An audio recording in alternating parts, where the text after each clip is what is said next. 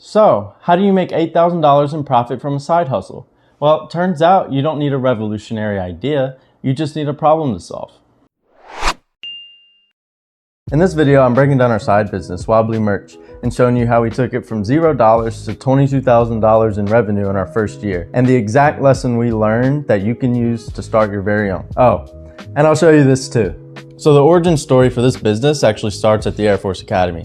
Me and my two best friends, Ade and Ryan, were all in the class cabinet, and we were trying to raise money for our class. And we found out it's hard. We had ideas, like selling merch, and we implemented a small store on our class website that was taken down. We kept running into red tape. Organizations telling us, no, you can't do that, but never really explaining why. It was a classic bureaucracy issue. We were frustrated. Right around graduation, we had that light bulb moment. What if we did it ourselves? What if we started an external business to support class cabinets? We could save the cadets time, make them money, and make ourselves money in the process. So we did, and we call it Wild Bloom Merch. As you can see, the business model is simple. We sell merchandise to students at the academy, and we donate 20% of the proceeds right back to their class. I'm the tech guy. My job was to build the store. I built our Shopify site, integrated our social media, our payment processors, and even our print-on-demand services, like Printify, for example. I also designed some of the merch. Ade is our communications lead. He sets up meetings, makes deals, and builds the connections with the class cabinets. Angelica, my fiance, is really the core of our growth. She runs all of the social media and designs most of our best-selling products. And Ryan comes up with ideas. Our first client was the class behind us, the class of 2025. We went to them with a simple promise. Let us handle your merch, we'll give you 20% of the profits, and you'll do zero work. They said yes, and after that, every class has said yes too. In our first year, we did over $22,000 in revenue. Now, before you get too excited, our biggest expense is the products themselves.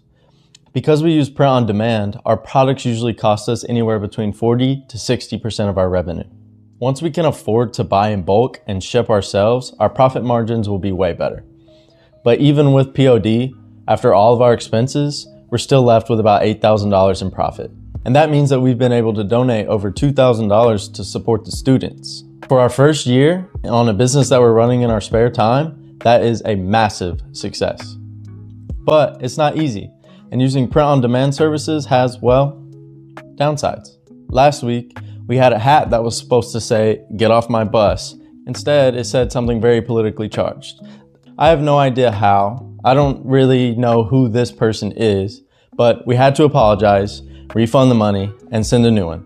This stuff happens every couple of months, but it's just part of the process. And that brings me to the single biggest lesson that I've learned from all of this. We do not need a revolutionary idea to build a business.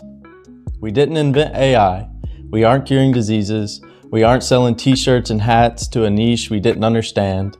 And because we're willing to put in the work to build the website, to handle the bad print jobs, to run the social media, we have a profitable company in our first year. It's not much, but it's a start. So what's next? Well, the Academy only has about 4,000 students. Our plan is to take this exact model that we know works and scale it to other schools across the nation. That's the next step in the journey. So, I want to know about your ideas. What's a simple problem that you're faced with that you think could be a business? Let me know in the comments. And if you want to see if we can actually scale this thing, then follow the journey to $1 million. Make sure to subscribe. Thanks for watching, and I'll see you next week.